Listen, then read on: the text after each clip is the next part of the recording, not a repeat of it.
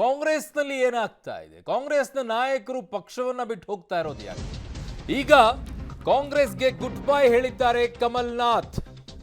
ಲೋಕಸಭೆಯ ಚುನಾವಣೆ ಮುನ್ನ ಕಾಂಗ್ರೆಸ್ಗೆ ಬಿಗ್ ಶಾಕ್. ಬಿಜೆಪಿ ಸೇರ್ಪಡೆ ಆಗ್ತಾರ ಕಮಲ್ನಾಥ್? ಕಮಲ್ನಾಥ್ ಹಿಂದೆ ಬಿಜೆಪಿ ಸೇರ್ಪಡೆಯ ವದಂತಿ ಬರ್ತಾ ಇದೆ. ಕಮಲ್ನಾಥ್ ಜೊತೆಗೆ 12ಕ್ಕೂ ಹೆಚ್ಚು ಶಾಸಕರು ಬಿಜೆಪಿ ಸೇರ್ಪಡೆ ಸಾಧ್ಯತೆ ಇದೆ. ಕಾಂಗ್ರೆಸ್ಗೆ ಬಿಗ್ ಶಾಕ್. ಒಂದು ಕಡೆಗೆ INDIA ಒಕ್ಕೂಟದಲ್ಲಿರುವಂತಹ ಪಕ್ಷಗಳು ಶಾಕ್ ಅನ್ನ ಕೊಡ್ತಾ ಇದ್ರೆ, ಇನ್ನೊಂದು ಕಡೆಗೆ ಪಕ್ಷದಲ್ಲಿರುವಂತಹ ನಾಯಕರೇ ಈಗ ಶಾಕ್ ಕೊಡ್ತಾ ಇದ್ದಾರೆ. ಕಮಲ್ನಾಥ್ ಅವರ ಜೊತೆಗೆ 12ಕ್ಕೂ ಹೆಚ್ಚು ಶಾಸಕರು ಬಿಜೆಪಿ ಸೇರ್ಪಡೆ ಸಾಧ್ಯತೆ ಇದೆ. ಈಗ ಲೋಕಸಭೆಯ ಚುನಾವಣೆ ಮುನ್ನವೇ ಕಾಂಗ್ರೆಸ್ಗೆ ಒಂದಾದ ನಂತರ ಒಂದು ಪೆಟ್ಟು. ಇದರ ಒಂದೇ ಹಿನ್ನೆಲೆಯಲ್ಲಿ ಕೇಳಿ ಬರ್ತಾ ಇದ್ದಿದ್ದು ದಿಗ್ವಿಜಯ್ ಸಿಂಗ್ ಕೂಡ ಆ ಕಡೆಗೆ ಹೆಜ್ಜೆಯನ್ನ ಇಡ್ತಾರೆ ಅಂತ ಹೇಳಿ. ಗೊತ್ತಿಲ್ಲ, ಕಾಂಗ್ರೆಸ್ನಲ್ಲಿ ಮೂಲವಾಗಿ ಇವರೆಲ್ಲ ಬೇರ್ ಸಮೇತವಾಗಿ ಆಚೆ ಹೋಗ್ತಾ ಇರುವಂತ ಲಕ್ಷಣಗಳು ಕಾಣಿಸ್ಕೊಳ್ತಾ ಇದೆ. ಹೊಸ ನೀರು ಬರಬೇಕು ಅಂತ ರಾಹುಲ್ ಗಾಂಧಿ ಅವರು ಹೇಳ್ತಾರೆ. ಹೊಸ ನೀರನ್ನ ತೆಗೆದುಕೊಳ್ಳುವ ಮಧ್ಯದಲ್ಲಿ ಹಳೆ ನೀರೆಲ್ಲ ಹರಿದು ಹೋಗ್ತಾ ಇದೆ. ಸೊ ಈಗ ಕಮಲ್ನಾಥ್ ಅವರ ಸರದಿ. ಇನ್ನೊಂದು ಕಡೆಗೆ ದಿಗ್ವಿಜಯ್ ಸಿಂಗ್ ಅವರ ಹೆಸರು ಕೂಡ ಕೇಳಿ ಬರ್ತಾ ಇದೆ. ಗೊತ್ತಿಲ್ಲ ಯಾರ್ಯಾರು ಯಾವಾಗ ಜಂಪ್ ಆಗ್ತಾರೆ, ಯಾಕೆ ಜಂಪ್ ಆಗ್ತಾರೆ ಅಂತ ಹೇಳಿ. ಅದಕ್ಕೆ ಕಾರಣಗಳು ಹಲವಾರಿದೆ. ಮಕ್ಕಳಿಗೋಸ್ಕರ ಕೆಲವರು ಪಕ್ಷವನ್ನ ತೊರೆದು ಹೋಗ್ತಾ ಇದ್ದಾರೆ ಅಂತ ಒಂದು ಕಡೆಗಿದೆ. ಚುನಾವಣೆಯ ಮುಂದಿನ ಭವಿಷ್ಯದ ದೃಷ್ಟಿಯಿಂದ ಅಂತೇಳಿ ಹಲವು ಕಡೆಗೆ ಚರ್ಚೆಗಳಿದೆ. ನನ್ನ ದೆಹಲಿಯ ಸಹೋದ್ಯೋಗಿ ಶಬೀರ್ ನಿಡ್ಗುಂದಿ ನನ್ನ ಸಂಪರ್ಕಕ್ಕೆ ಸಿಗ್ತಾ ಇದ್ದಾರೆ. ಶಬೀರ್, ಕಮಲ್ನಾಥ್ ಅವರು ದಿಢೀರಂತ ಬಿಜೆಪಿ ಸೇರ್ಪಡೆ ಆಗ್ತಾರಾ ಅನ್ನುವಂತ ಈ ಸುದ್ದಿ ಬರ್ತಾ ಇರೋದಕ್ಕೆ ಕಾರಣ ಏನು? ಯಾಕೆ ಕಾಂಗ್ರೆಸ್ ಪಕ್ಷವನ್ನ ಬಿಟ್ಟು ಹೋಗ್ತಾ ಇದ್ರು? ಇವರೆಲ್ಲ ಕಾಂಗ್ರೆಸ್ನ ಪಕ್ಷದ ಮೂಲವಾಗಿದ್ದಂತಹ ನಾಯಕರುಗಳು. ಹಲವು ನಾಯಕರುಗಳು ಈಗಾಗಲೇ ಜಂಪ್ ಆಗಿ ಹೋಗ್ತಾ ಇದ್ದಾರೆ. ಏನ್ ರೀಸನ್, ಏನಾಗ್ತಾ ಇದೆ?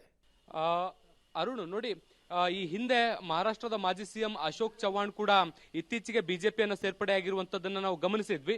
ಈ ಬೆಳವಣಿಗೆ ಆದ ಬೆನ್ನಲ್ಲೇ ಈಗ ಕಮಲ್ನಾಥ್ ಅವರು ಕೂಡ ಬಿಜೆಪಿ ಸೇರ್ಪಡೆ ಆಗ್ಬೋದು, ಅವರ ಪುತ್ರ ಅವರು ಕೂಡ ಬಿಜೆಪಿ ಸೇರ್ಪಡೆ ಆಗ್ಬೋದು ಅನ್ನೋದಕ್ಕೆ ಸಂಬಂಧಪಟ್ಟಂತೆ ಕೆಲವೊಂದಿಷ್ಟು ಏನು ಊಹೆಗಳು ಕೂಡ ಈಗ ಮಹಾರಾಷ್ಟ್ರ ರಾಜ್ಯ ರಾಜಕಾರಣದಲ್ಲಿ ಕೇಳಿ ಬರ್ತಾ ಇರುವಂತದ್ದು. ಮುಖ್ಯವಾಗಿ ಕಮಲ್ನಾಥ್ ಅವರು ರಾಜ್ಯಸಭೆಗೆ ಟಿಕೆಟ್ ಕೇಳಿದ್ರು ಅನ್ನುವಂತ ಮಾಹಿತಿಗಳಿರುವಂತದ್ದು. ಸೊ ಒಂದ್ ವೇಳೆ ಟಿಕೆಟ್ ಅನ್ನ ಕೊಡದೇ ಇದ್ದಂತ ಸಂದರ್ಭದಲ್ಲಿ ಅವರು ಬಿಜೆಪಿಯನ್ನ ಸೇರ್ಪಡೆ ಆಗಬಹುದು ಅನ್ನುವಂತ ಮಾಹಿತಿಗಳು ಒಂದು 2-3 ದಿನಗಳ ಹಿಂದೆ ಚರ್ಚೆ ಆಗ್ತಾ ಇತ್ತು. ಈಗ ಹೊಸದಾಗಿ ಬರ್ತಿರುವಂತಹ ಮಾಹಿತಿಗಳ ಪ್ರಕಾರ ಅವ್ರ ಪುತ್ರ ನಕುಲ್ ಅವರು ಕೂಡ ಬಿಜೆಪಿ ಸೇರ್ಪಡೆ ಆಗುವಂತ ಸಾಧ್ಯತೆಗಳು ಇದಾವೆ ಅನ್ನುವಂತ ಮಾಹಿತಿಗಳು ಬರ್ತಾ ಇದಾವೆ. ಇದಕ್ಕೆ ಪೂರಕ ಅನ್ನುವಂತೆ ಕೆಲವೊಂದಿಷ್ಟು ಬೆಳವಣಿಗೆಗಳು ಕೂಡ ಆಗ್ತಾ ಇರುವಂತದ್ದು. ಕಮಲ್ನಾಥ್ ಅವರ ಮಾಧ್ಯಮ ಸಲಹೆಗಾರ ನರೇಂದ್ರ ಅನ್ನುವಂಥವ್ರು ಟ್ವಿಟರ್ ನಲ್ಲಿ ಒಂದು ಪೋಸ್ಟ್ ಅನ್ನ ಹಾಕ್ತಾರೆ. ಕಮಲ್ನಾಥ್ ಮತ್ತೆ ಅವ್ರ ಪುತ್ರ ಇರುವಂತಹ ಒಂದು ಫೋಟೋವನ್ನ ಹಾಕಿ ಜೈ ಶ್ರೀರಾಮ್ ಅನ್ನುವಂತಹ ಒಂದು ಟ್ಯಾಗ್ ಲೈನ್ ಅನ್ನ ಕೂಡ ಅವರು ಯೂಸ್ ಮಾಡ್ತಾರೆ. ಸೊ ಇದು ಒಂದು ಅನುಮಾನಕ್ಕೆ ಕಾರಣ. ಆದ್ರೆ ಇದರ ಬೆನ್ನಲ್ಲೇ ಏನು ಅವರ ಕಮಲ್ನಾಥ್ ಅವರ ಪುತ್ರ ತಮ್ಮ ಎಕ್ಸ್ ಅಕೌಂಟ್ ನಲ್ಲಿ ಈ ಹಿಂದೆ Congress member of parliament from Congress ಅನ್ನೋ ರೀತಿಯಾದಂತ ವರ್ಡ್ ಇತ್ತು. ಕಾಂಗ್ರೆಸ್ ಅನ್ನುವಂಥದ್ದನ್ನ ತೆಗೆದು ಈಗ ಕೇವಲ ಮೆಂಬರ್ ಆಫ್ ಪಾರ್ಲಿಮೆಂಟ್ ಅನ್ನುವಂತ ಪದವನ್ನ ಮಾತ್ರ ಉಳಿಸ್ಕೊಂಡಿದ್ದಾರೆ. ಸೊ ಈ ಒಂದು ಕಾಂಗ್ರೆಸ್ ಅನ್ನುವಂತ ಪದವನ್ನ ಯಾಕೆ ಕೈಬಿಟ್ರು ಅನ್ನುವಂತ ಅನುಮಾನಗಳು ಶುರುವಾಗಿರುವಂತದ್ದು. ಹೀಗಾಗಿ ಇದ್ರ ಬೆನ್ನಲ್ಲೇ ಸಾಕಷ್ಟು ಚರ್ಚೆಗಳು ಕೂಡ ಶುರು ಆಗ್ತಿದ್ದಾವೆ.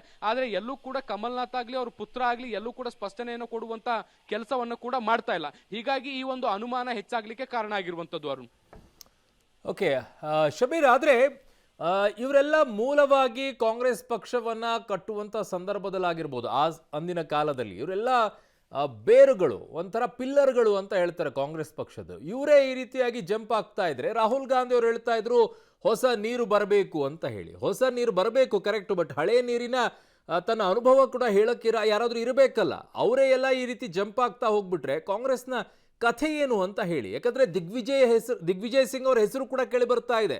ಅವರು ಕೂಡ ಪಕ್ಷವನ್ನ ಬಿಟ್ಟು ಹೋಗ್ತಾರೆ ಅಂತ ಹೇಳಿ. ಅವರ ಮಕ್ಕಳಿಗೋಸ್ಕರ ಈ ರೀತಿಯಾಗಿ ಜಂಪ್ ಆಗ್ತಾ ಇರೋಕೆ ಏನಾದ್ರೂ ಸಾಧ್ಯತೆ ಇದೆಯಾ, ಅಥವಾ ಪಕ್ಷದಲ್ಲಿ ಇರಿಸುಮುರುಸು ಏನಾದ್ರೂ ಆಗ್ತಾ ಇದೆಯಾ?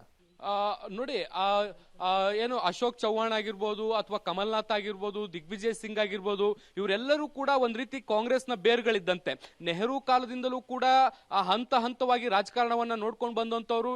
ಈ ಹಿಂದಿನಿಂದಲೂ ಕೂಡ ಒಂದ್ ರೀತಿ ಕಾಂಗ್ರೆಸ್ ಅಂದ್ರೆ ಈ ನಾಯಕರ ಮುಖಗಳು ಮುನ್ನೆಲೆಗೆ ಬರುವಂತದ್ದನ್ನ ನಾವು ಎಲ್ಲ ಕಡೆ ನೋಡಿದ್ವಿ. ಜೊತೆಗೆ ಮುಖ್ಯಮಂತ್ರಿಗಳಾಗಿ ಕಾಂಗ್ರೆಸ್ನ ಏನು ಬೇರೆ ಬೇರೆ ರಾಜ್ಯಗಳಲ್ಲಿ ಕಾಂಗ್ರೆಸ್ನ ಸರ್ಕಾರವನ್ನ ಮುನ್ನಡೆಸಿದಂತ ನಾಯಕರು. ಈ ಒಂದು ಹಂತದಲ್ಲಿ ಇವರು ಯಾಕೆ ರಾಜೀನಾಮೆ ಕೊಡ್ತಾರೆ ಅಥವಾ ಪಕ್ಷವನ್ನ ಬದಲಾಯಿಸ್ತಾ ಇದ್ದಾರೆ ಅನ್ನುವಂಥದ್ರ ಬಗ್ಗೆ ಸಾಕಷ್ಟು ಚರ್ಚೆಗಳು ನಡೀತಾ ಇರುವಂತದ್ದು.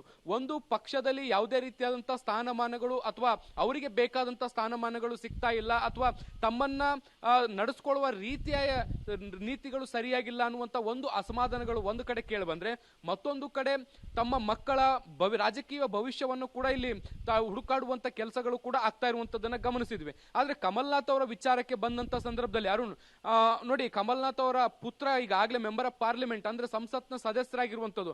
ಅವರ ವಿಚಾರದಲ್ಲಿ ಯಾವುದೇ ರೀತಿಯಾದಂತಹ ಸಮಸ್ಯೆಗಳಿಲ್ಲ. ಮುಂದಿನ ಹಂತದಲ್ಲೂ ಕೂಡ ಅವರಿಗೆ ಟಿಕೆಟ್ ಅನ್ನ ಕೊಡ್ತಾರೆ, ಚುನಾವಣೆಯನ್ನು ಕೂಡ ಎದುರಿಸ್ತಾರೆ. ಆದ್ರೆ ಕಮಲ್ನಾಥ್ ಈ ರೀತಿಯಾದಂತಹ ನಿರ್ಧಾರವನ್ನ ಯಾಕೆ ತೆಗೆದುಕೊಂಡ್ರು ಅನ್ನುವಂಥದ್ರ ಬಗ್ಗೆ ಈಗ ಸಾಕಷ್ಟು ಚರ್ಚೆಗಳು ನಡೀತಾ ಇರುವಂತದ್ದು.